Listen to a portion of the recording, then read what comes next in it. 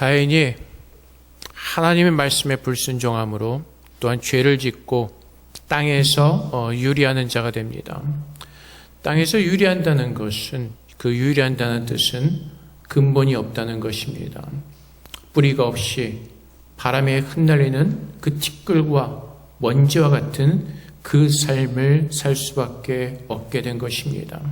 그래서 가인이 오늘 말씀해 보면은 이제 여호와의 앞을 떠나서 에덴 동쪽 놋 땅에 거주합니다. 방황이라는 뜻이 있습니다. 유리한다는 뜻이 있습니다. 가인의 삶은 그렇게 방황하는, 유리하는 삶을 살 수밖에 없게 되었습니다. 그가 아들을 낳습니다. 그리고 그가 하는 행동은 성을 쌓는 일을 하게 됩니다. 이것이 죄를 지을 수밖에 없는 죄인들의 특성입니다. 하나님께서 모든 만물을 창조하셨을 때 하나님의 형상을 따라 인간을 창조하셨습니다. 하나님께서, 삼위일체 하나님께서 사랑으로 하나가 되신 것처럼 우리 인간들도 하나님께서 우리를 사랑하신 것처럼 사랑하면서 그 하나님의 복을 누리는 귀한 하나님의 자녀로 우리를 창조하셨습니다. 하지만 인간들이 하나님을 거부하고 그분의 형상이 깨졌을 때에 그들은 다툼과 또한 가인이 보여주었던 것처럼 살인하는 그런 죄를 지을 수밖에 없는 죄인들의 모습으로 떨어지게 된 것입니다. 가인이 성을 쌓는다는 것은 이제 그의 죄를 가리우는 것입니다. 모든 사람들이 이제 서로가 서로를 죽이는, 서로가 서로를 빼앗는, 사랑하지 못하는, 분열하는 그 싸움 가운데 거하게 된 것입니다. 그래서 사람들은 자기 스스로를 지키기 위해서 성을 쌓게 됩니다. 요즘 세상에도 수많은 사람들이 자기의 성을 쌓아가지고 자기를 돈으로 자기를 지키기 위해서 돈의 성을 쌓기도 하고, 또한 재물의 어떤 부와 권력의 성을 쌓아가기도 하고, 그리고 모든 사람들의 성을 쌓고 그것을 함께 나누려고 하지 않습니다. 이것이 죄인된 인간들의 모습의 특성입니다.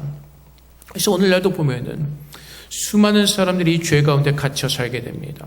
자신들의 죄 가운데 갇혀서 자신을 스스로 지키려고 하는 그 성을 쌓는, 그래서 그 죄 때문에 오늘날 그 비극적인 전쟁이라는 것처럼 수많은 곳에서 전쟁이 일어나기도 하고 수많은 사람들이 갈리기도 하고 서로가 서로를 향해서 싸움을 하는 그런 비극적인 삶을 사는 것입니다. 우리나라의 모습을 한번 보십시오. 대통령 선거가 끝났지만은 얼마나 국민들의 마음들이 분열이 되어 있습니까? 갈라져 있습니까? 서로를 향해서 너무나 무서운 말들을 서슴없이 내뱉는 그런 시대가 되었습니다. 자비란 없습니다. 용서란 없습니다. 모든 사람들이 다 자기가 맞다고 생각하는 것을, 그 생각을 가지고 그 상대방을 비판하며 정죄합니다. 사람들의 마음은 점점점 그 디모데서 말씀하시는 것처럼 말세가 가까움에 따라서 사람들이 자기만을 아는, 자기가 하고 싶은 대로만 하는 그런 죄인들의 모습이 너무나 극명하게 드러나고 있습니다. 지난주에도 말씀드렸지만 우크라이나에서 얼마나 비극적인 전쟁이 일어나고 있습니까? 한 사진을 보았습니다. 여러분들 다 보셨죠? 어린아이 하나가 인형을 들고 혼자 국경을 넘어가는 그 비극적인 그 모습. 왜 인간들은 그렇게 살 수밖에 없습니까? 내 죄를 쌓고 내 죄를 가리우고 내가 하고 싶은 대로 하는 그 잘못된 성들을 쌓고 있기 때문에 그렇습니다. 그러면서도 인간들은 살아가면서 자신들의 우둔함과 자신들의 죄를 깨닫지 못하면서 살아갑니다. 그리고 늘 사람들은 어떻죠? 그 모든 불평과 불만을 사람들 그 밖으로 자기들의 죄를 깨닫지 못하고 늘 밖에서 그것을 찾고 있는 것입니다. 사람들은 자신들의 죄로 말미암아 방황할 수밖에 없고 늘 자신들의 갈 길을 알지 못하는 그런 흑암의 길을 걸어가고 있는 것입니다. 그래서 이사야서 38장 15절 말씀에 주께서 내게 말씀하시고 또 친히 이루셨사오니 내가 무슨 말씀을 하오리이까? 내 영혼의 고통으로 말미암아 내가 종신토록 방황하리이다. 하나님께서 뭐라고 말씀하시죠? 아담에게 뭐라고 말씀하셨죠? 선악을 알게 하는 나무의 열매를 먹으면 죽을 것이라고 말씀하셨습니다. 하나님께서 말씀하신 대로 그들은 죄 가운데 떨어지게 되었고 하나님께서 말씀하신 대로 그들은 고통 가운데 거하게 되었습니다. 방황하는 그 삶을 살 수밖에 되는 것입니다. 지금 수많은 사람들이, 이 땅에서 사는 수많은 사람들이 모두가 방황하는 그 길을 걷고 있는 것입니다. 어디로 가야 할지, 이 길로 가야 할지, 저 길로 가야 할지, 어떤 길이 맞는 길인지 그것을 모르면서 모든 사람들은 자기가 맞다고 생각하는 그 길을 방황하며 걸어가고 있는 것입니다. 그리고 자신들의 성을 쌓으면서 그 자신들의 성을 지키기 위해서 그 수많은 싸움을 하는 것을 그들은 마다하지 않습니다. 오늘 말씀에 보면은 라멕이라는 사람이 나오죠. 라멕이 유명한 말을 합니다. 23절 말씀에 자기 아내들에게 이렇게 말하죠. 아다와 실라여 내 목소리를 들으라. 라멕의 아내들이여 내 말을 들으라. 나의 상처로 말미암아 내가 사람을 죽였고 나의 상함으로 말미암아 소년을 죽였도다. 가인을 위해는 벌이 7배일진데 라멕을 위해는 벌이 77배이리로다. 이 말이 무슨 말씀이죠?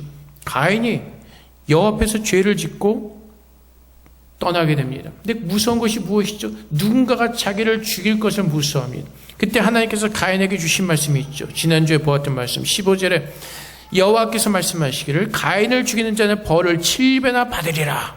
그리고 가인에게 표를 주셨습니다. 라멕이 가인의 벌이 7배일진데 라멕을 위해는 벌이 77배이리로다. 이 말씀은 무슨 말씀이냐면 가인은 무고한 자를 죽였습니다. 아무 죄도 없는 자기 동생을 죽였습니다. 그럼에도 불구하고 누군가 가인을 죽일 때 그 벌이 7배라면 라멕이 하는 이야기가 뭐죠? 나는 나의 상처로 말미암아 내가 사람을 죽였고 나의 상함으로 말미암아 소년을 죽였다라고 얘기를 합니다. 정당방위라는 것입니다. 무고한 죄를 저지른 가인을 위하여 그 누군가 가인을 죽인다면 그 벌이 7배라면 정당방위란 나를 죽이는 자는 벌이 77배라고 말하는 것입니다. 이것이 사람들이 사는 모습입니다. 왜 죽여야 되죠? 왜 내가 상처를 받죠? 내 것을 지키기 위해서입니다.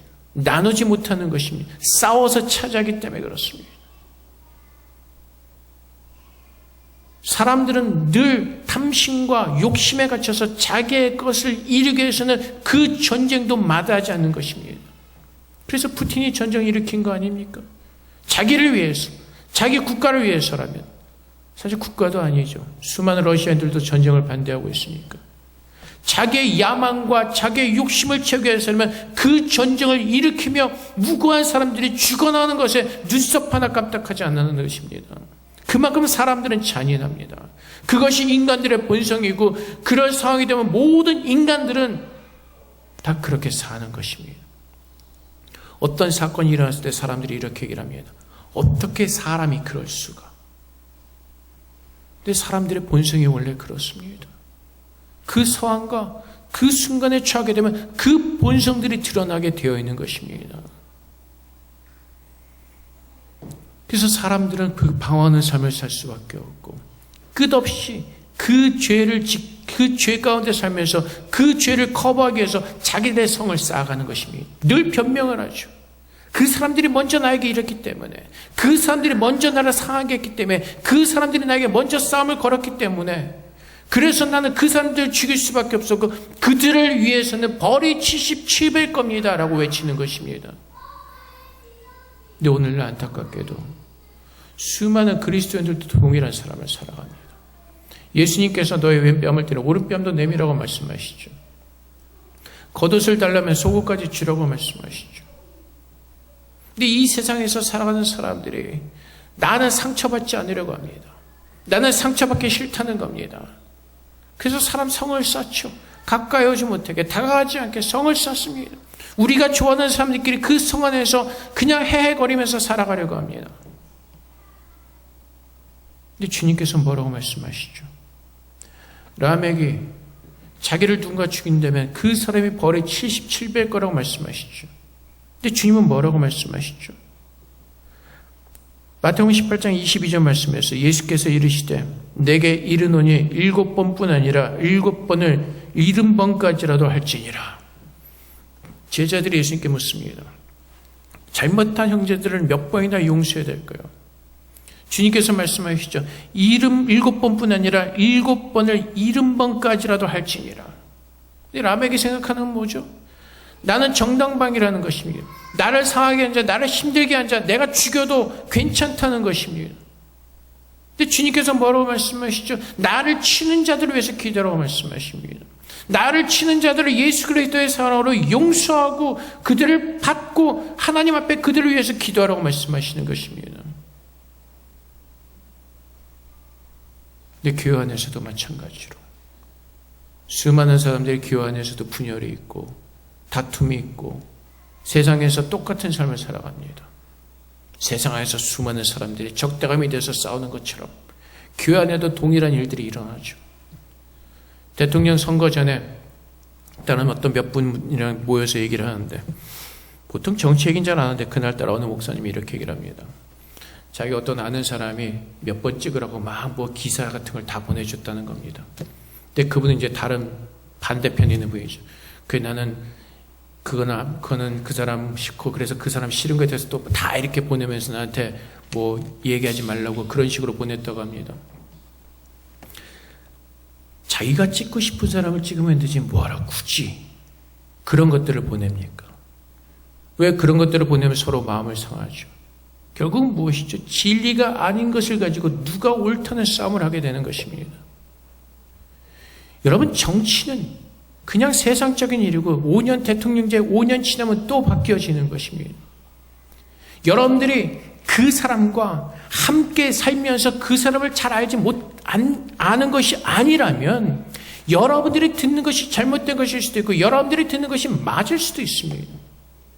정확하지 않은 진리를 가지고 상대방에게 강요하면서 그것을 이루라고 외치는 그 모든 것이 결국 무엇으로 가죠? 분열로 가게 되는 것입니다. 나랑 맞지 않으면. 그래서 안타깝게도 목사님들 사이에서도 선교사들 사이에서도 보면은 그런 정치적인 것 때문에 견해가 달려지는 그런 모습들을 보게 됩니다. 우리는 하나님 앞에서 그들이 얘기하는 그 정책들이 성경적으로 맞는지 안 맞는지 반위배적인지 안 맞는지 그것만 우리는 보면 됩니다. 그리고 내가 알아서 판단해서 찍으면 되는 겁니다. 세상 사람들은 다 똑같습니다. 가라 거기서 거기입니다. 제가 그때 나 그놈이 죄송합니다. 그 사람이 그 사람이다 얘기를 했더니 그렇게 말하면 안 된다고. 나 그놈인데 어떡하라는 얘기입니까? 똑같은 죄인들인데. 근데 우리는 자꾸 내가 생각하는 것, 내가 옳다고 하는 것을 가지고 우리는 자꾸 싸움을 합니다. 하나님께서 말씀하신 것은 진리를 붙들고 살라고 말씀하십니다. 여러분들이 지금 쓸데없는 것을 가지고 싸움을 할 때 오늘 예수님께서 오신다면 그 모든 것들은 헛되이 다 사라질 것들입니다. 진리가 아닌 것을 가지고 붙들고 싸움하며 쓸데없이 우리의 감정을 상할 필요가 없다는 겁니다. 근데 주님께서 뭐라고 말씀하시죠? 7번씩 70번이라도 용서해 주라고 말씀하시는 겁니다. 근데 우리는 살아가면서 어떻게 하죠? 내가 당했다는 겁니다. 나는 억울하다는 겁니다. 그래서 나는 그 사람을 죽여야만 된다는 것입니다. 그 사람이 벌을 받아야 된다는 것입니다. 왜요? 내가 억울하다고 생각하기 때문에. 그런데 여러분, 예수님만큼 억울하신 분이 있으십니까? 예수님은 죄도 없으셨습니다. 예수님은 우리를 위해서 그 사랑 때문에 우리를 위해서 그분은 우리를 기꺼이 찾아오셨고 우리를 위해서 십자가를 지시는 그 엄청난 고통을 감수하셨습니다. 우리를 구원하시기 위해서 우리를 사랑하시기 위해서. 근데 우리는 예수를 믿고 구원받았다고 하면서도 그 사랑을 입었다고 하면서도 우리는 그 예수님처럼 살지 않고 그냥 내 모습 그대로 살아가려고 합니다. 그래서 예수님을 사랑한다고 하면서도 그 사랑의 의미를 깨닫지 못하고 내가 예수를 믿는 것이 어떤 모습으로 사는 것인지 깨닫지 못하고 우리는 자꾸 내가 생각하고 원하는 그 방식대로 살아가면서 우리는 믿음 생활한다고 합니다. 그것이 가인처럼.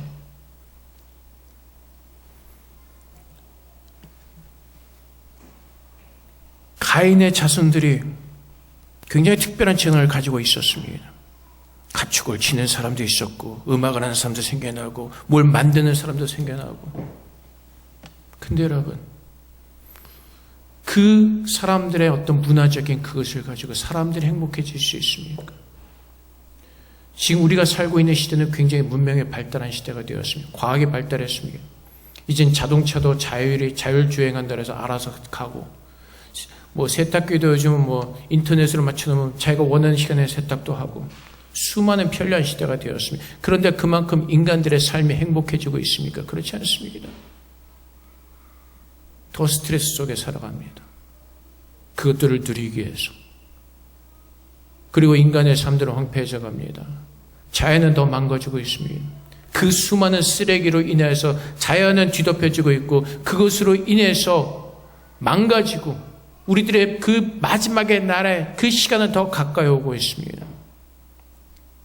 그래서 우리는 오늘 이 땅을 살아가면서 하나님께서 정말로 무엇을 원하는 삶을 살아야 되는지, 우리가 가인처럼 우리의 성을 쌓는 것이 아니라 이제 예수님께서 우리 가운데 오셔서 모든 그 가운데 있는 담을 다 허물어뜨리시고 우리를 예수 안에서 하나가 되게 하셨기에, 이제는 우리의 마음이 무너지고 그리스도의 사랑으로 하나가 되어지는 참 그리스도인의 삶을 우리는 살아내야 되는 것입니다.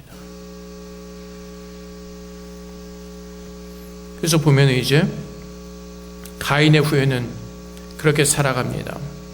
그때 25절 말씀에 아담이 다시 자기 아내와 동침하며 그가 아들을 낳아 그의 이름을 셋이라 했으니 이는 하나님이 내게 가인이 죽인 아벨 대신에 다른 씨를 주셨다며 라고 말씀하십니다. 그리고 셋도 아들을 낳고 그의 이름을 에노스라 했으며 그때 사람들이 비로소 여호와의 이름을 불렀더라. 모든 세상이 죄 가운데 빠져서 죄 가운데 그 죄의 삶을 살 수밖에 없을 때 하나님께서 택하신 자들을 부르셔서 하나님의 이름을 부르게 하십니다. 이 땅에 수많은 죄인들로 가득 차 있었습니다. 근데 여호와 이름을 불렀더라. 그들이 잘나서 여호와 이름을 부른 것이 아니라 하나님께서 그들에게 은혜를 주셔서 여호와의 이름을 부르게 하시는 것입니다. 하나님의 뜻이 무엇이죠? 요한복음 3장 16절부터 17절까지 말씀에 하나님이 세상을 이처럼 사랑하사 독생자를 주셨으니 이는 그를 믿는 자마다 멸망하지 않고 영생을 얻게 하려 하심이라. 하나님이 그 아들을 세상에 보내신 것은 세상을 심판을 하심이 아니요 그로 말미암아 세상에 구원을 받게 하려 하심이라. 그래서 하나님께서는 긍휼을 베풀어 주시는 것입니다. 모든 사람의 죄 가운데 빠졌습니다. 아담도 죄 가운데 빠졌습니다. 아담 때문에 죄에 빠지게 되고 사망이 우리 인간 가운데 오게 되었습니다. 하나님께서는 에노스 시대에 은혜를 베푸셔서 여호와 이름을 부르게 하시는 것입니다. 오늘 수많은 죄 가운데 살아가는 인생들에게 예수 그리스도 이름을 알게 하시고 그의 이름을 믿는 자들에게 하나님께서 구원을 주시고 계시는 것입니다. 우리가 잘해서가 아니라, 우리가 잘나서가 아니라 여호와의 은혜로 말미암아 그리스도를 믿게 하시고 예수 그리스도의 사랑 가운데 거하게 하시는 것입니다. 그래서 시편 109편 21절 말씀에 그러나 주 여호와여 주의 이름으로 말미암아 나를 선대하소서. 주의 인자심이 선하시오니 나를 건지소서. 내가 잘나서 구원을 받았다고요? 아니요. 여호와의 이름으로 인하여 내가 구원을 얻는 것입니다. 여호와의 긍휼하심과 여호와의 선하심과 여호와의 사랑으로 말미암아 먼저 나를 찾아오신 그 하나님의 사랑으로 구원을 얻는 것입니다. 그래서 우리가 하나님 앞에서 내세울 것이 아무것도 없다는 것입니다. 내 믿음을 자랑할 것도 없고 나는 오직 하나님의 은혜로 주 앞에 나와 예배드리고 하나님을 찬양하는 것입니다. 그래서 우리는 너 왜 예배 안 나와? 그렇게 살면 안 되지 이라고 남을 비판하고 정죄하고 판단할 만 자격이 없다는 겁니다. 하나님의 은혜로 여러분들은 나와 앉아 예배를 드리고 있는 것입니다. 내가 잘나서, 내가 믿음이 좋아서, 내가 무엇을 해서 앞에 나와 예배를 드리는 것이 아니라 하나님의 은혜와 긍휼하심을 따라서 우리는 이 자리에서 예배를 드리고 있는 것입니다. 그래서 하나님 앞에서 우리는 우리의 모습만 가지고 나가면 됩니다. 주의 말씀 앞에 주의 말씀의 빛으로 나만을 비춰보면 되는 겁니다. 근데 우린 늘 어떻게 하죠? 주의 말씀의 빛을 나에게 비치지 마시고 저쪽으로 비추시면 됩니다. 나는 내가 알아서 잘하겠습니다. 그리고 늘 그 말씀의 빛을 다른 사람들에게 비추죠. 그리고 우리는 바리새인처럼 판단합니다. 하나님의 이름으로 말미암아 우리를 선대하시고 하나님의 은혜로 우리를 부르시는 것입니다. 그 사랑을 깨닫는 자들이, 그 마음의 벽이 무너지고 내가 쌓은 그 성들이 무너지게 되는 것이고, 사람들과 사람들이 함께 사랑으로 화목해지고 화해하고 하나님의 은혜를 누리게 되는 것입니다. 그 사랑을 아는 자들이, 여호와의 위대하심과 여호와의 선하심과 여호와의 긍휼하심을 아는 자들이 내 마음의 모든 벽이 무너지고 주님 안에서 하나가 되어지는 그 사랑의 기적을 체험하게 되는 것입니다.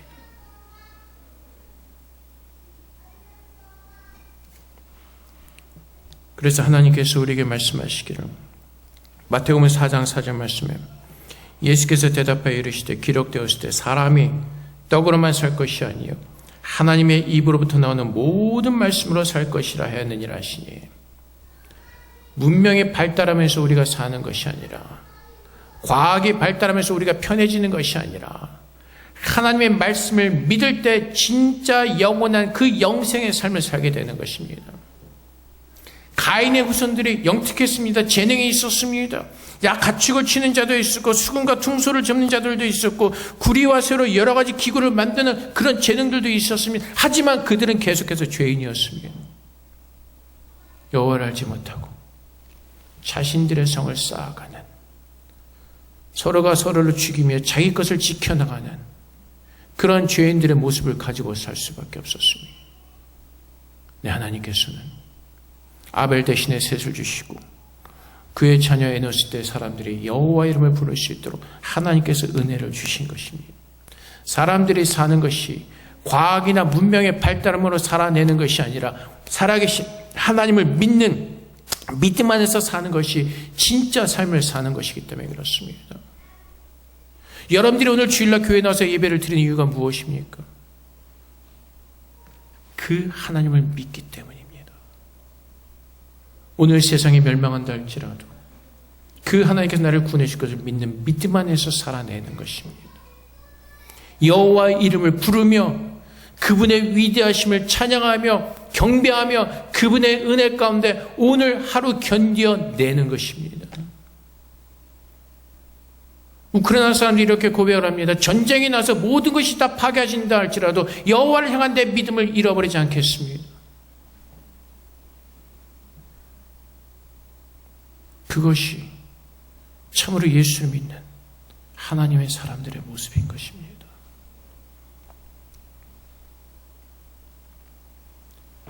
오늘 우리가 참으로 예수 그리스도의 사랑과 은혜를 입은 자라면 예수 그리스도 안에서 하나님만을 바라보시고 내 마음의 모든 벽이 무너졌음을 여러분들이 깨닫고 그리스도 안에서 하나님의 말씀에 우리 찬양교회 성도가 아름답게 하나로 지어져가는 그 거룩한 영광 가운데 우리는 모두 서야 될 것입니다. 그것이 하나님께서 기뻐하시는 성도들의 모습이기 때문에 그렇습니다. 어리석게도 라멕처럼 누구 때문에 상함을 당해서, 누구 때문에 내가 다쳐서, 누구 때문에 시험을 들어서 그 변명은 하나님 앞에서 통하지 않습니다. 예수님께서 그 모든 벽을 이미 무너뜨리셨기 때문에 그렇습니다. 지금은 참 도피하기 쉬운 세상이죠.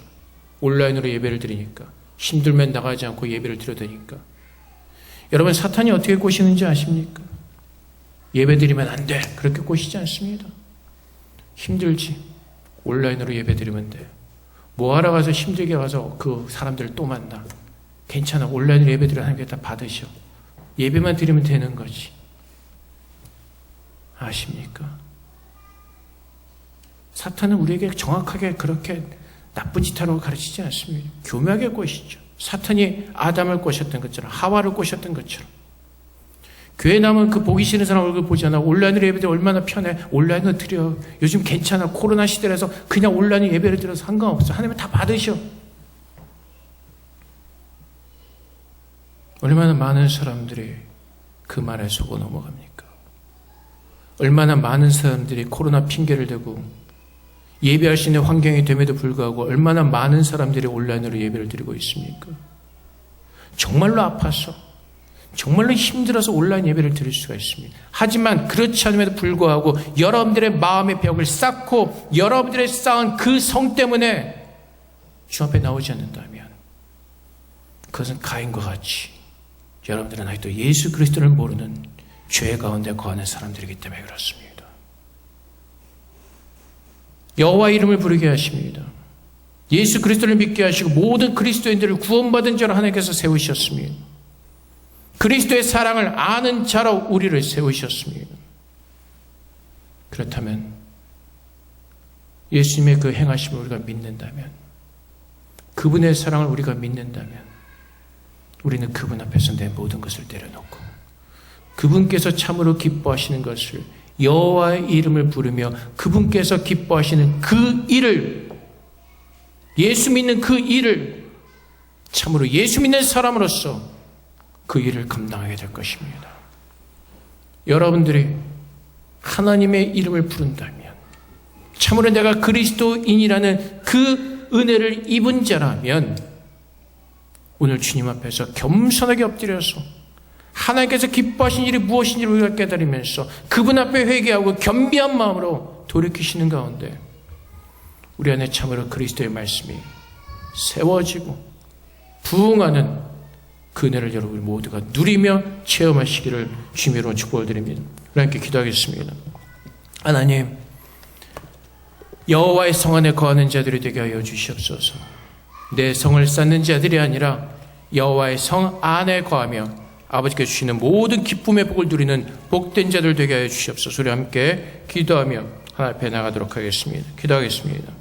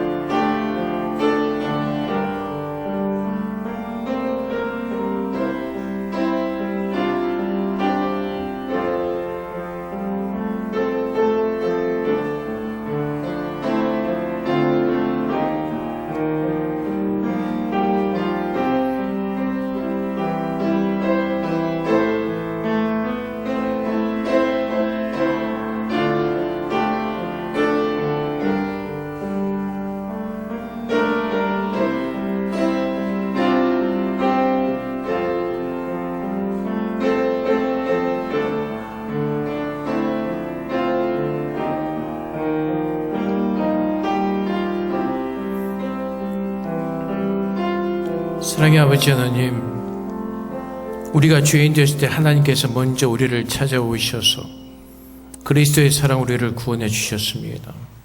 하나님과 우리 사이에 막혔던 모든 담을 허시고 또 사람들과 사람들 사이에 막힌 모든 담을 허셨습니다. 우리가 참으로 하나님의 이름을 부르는 자들이라면, 우리가 참으로 예수를 믿는 그리스도인들이라면 하나님께서 기뻐하시는 그 일을 위해서 내 자신을 부인하고 나의 십자가를 지고 하나님을 쫓는 참된 그리스도인들 되게 하여 주시옵소서. 가인처럼 형식적으로 예배만 드리는 것이 아니라 아벨이 한배 예배를 드렸던 것처럼 참으로 예수를 믿는 믿음으로 예배를 드리게 하셔서 하나님께서 기뻐하시는 살아있는 예배를 드릴 수 있도록 우리 모두를 축복하여 주시옵소서. 여호와 이름을 부르게 하셨습니다. 헛되이 부르지 않도록 주님 우리들의 마음을 감찰하여 주시고 정직한 마음으로 여호와의 이름을 부르며 살아갈 수 있도록 축복하여 주시옵소서. 감사하며 예수 그리스도 이름으로 기도합나이다. 아멘.